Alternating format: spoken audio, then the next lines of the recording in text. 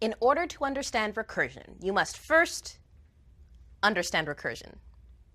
Having recursion in program design means that you have self-referential definitions. Recursive data structures, for instance, are data structures that include themselves in their definitions. But today, we're going to focus on recursive functions. Recall that functions take inputs, arguments, and return a value as their output, represented by this diagram here. We'll think of the box as the body of the function, containing the set of instructions that interpret the input and provide an output. Taking a closer look inside the body of the function could reveal calls to other functions as well. Take this simple function foo that takes a single string as input and prints how many letters that string has. The function strlen, for string length, is called, whose output is required for the call to printf. Now, what makes a recursive function special is that it calls itself. We can represent this recursive call with this orange arrow, looping back to itself. But executing itself again will only make another recursive call, and another. But recursive functions can't be infinite. They have to end somehow, or your program will run forever. So we need to find a way to break out of the recursive calls. We call this the base case. When the base case condition is met, the function returns without making another recursive call. Take this function high, a void function that takes an int, n, as input. The base case comes first. If n is less than 0, print by and return. For all other cases, the function will print high and execute the recursive call, another call to the function high with a decremented input value. Now, even though we print high, the function won't terminate until we return its return type, in this case, void. So for every n other than the base case, this function high will return high of n minus 1. Since this function is void, though, we won't explicitly type return here. We'll just execute the function. So calling high 3 will print high and execute high 2, which executes high 1, which executes high 0, where the base case condition is met. So high 0 prints by and returns. Okay, so now that we understand the basics of recursive functions, that they need at least one base case as well as a recursive call, let's move on to a more meaningful example, one that doesn't just return void no matter what. Let's take a look at the factorial operation, used most commonly in probability calculations. Factorial of n is the product of every positive integer less than and equal to n.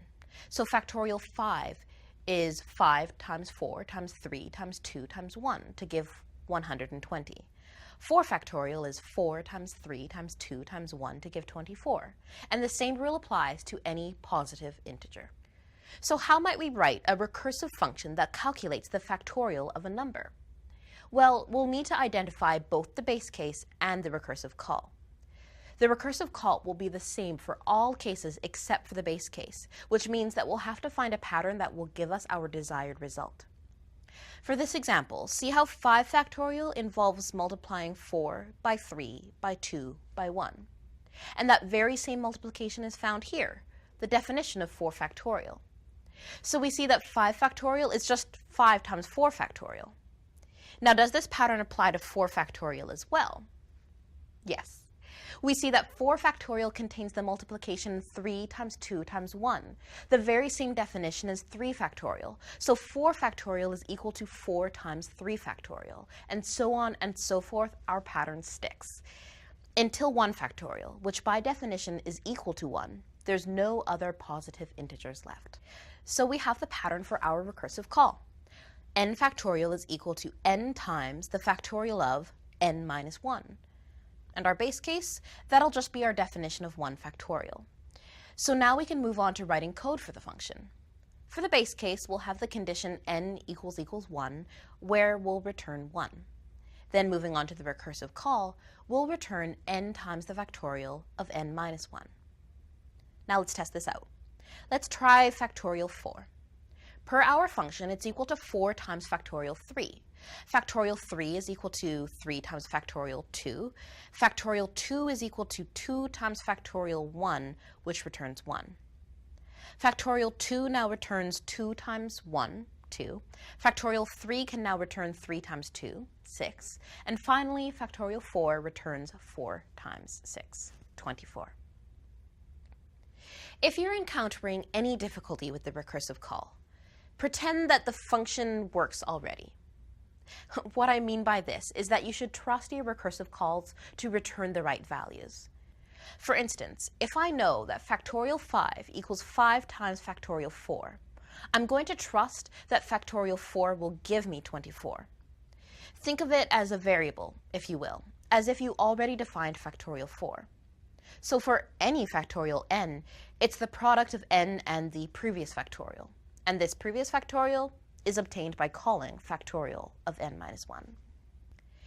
Now see if you can implement a recursive function yourself. Load up your terminal or run.cs50.net and write a function, sum, that takes an integer n and returns the sum of all consecutive positive integers from n to 1. I've written out the sums of some values to help you out. First, figure out the base case condition. Then look at sum 5. Can you express it in terms of another sum? Now what about sum 4? How can you express sum 4 in terms of another sum? Once you have sum 5 and sum 4 expressed in terms of other sums, see if you can identify a pattern for sum n. If not, try a few other numbers and express their sums in terms of another numbers. By identifying patterns for discrete numbers, you're well on your way to identifying the pattern for any n. Recursion's a really powerful tool, so of course it's not limited to mathematical functions. Recursion can be used very effectively when dealing with trees, for instance. Check out the short on trees for a more thorough review, but for now recall that binary search trees in particular are made up of nodes, each with a value and 2 node pointers. Visually, this is represented by the parent node having one line pointing to the left child node and one to the right child node. The structure of a binary search tree lends itself well to a recursive search. The recursive call either passes in the left or the right node, but more on that in the tree short. Say you want to perform an operation on every single node in a binary tree.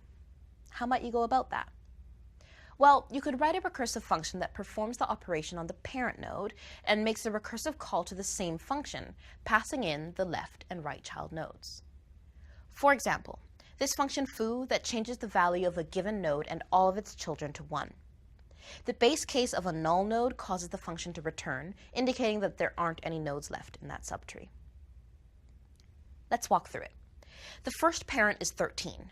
We change the value to 1 and then call our function on the left as well as the right. The function foo is called on the left subtree first, so the left node will be reassigned to 1 and foo will be called on that node's children, first the left and then the right, and so on and so forth, until the left branches don't have any more children, so the same process will continue for the right children, until the whole tree's nodes are reassigned to 1. As you can see, you aren't limited to just one recursive call. Just as many as will get the job done. What if you had a tree where each node had 3 children, left, middle, and right? How would you edit foo? Well, simple. Just add another recursive call and pass in the middle node pointer. Recursion is very powerful, and not to mention elegant. But it can be a difficult concept at first, so be patient and take your time. Start with the base case. It's usually the easiest to identify. And then you can work backwards from there. You know you need to reach your base case, so that might give you a few hints. Try to express one specific case in terms of other cases or in subsets. Thanks for watching this short. At the very least, now you can understand jokes like this. My name is Zamila, and this is CS50. Take this function hi, a void function that takes an int, n, as input. The base case comes first. If n is less than 0, print by and return.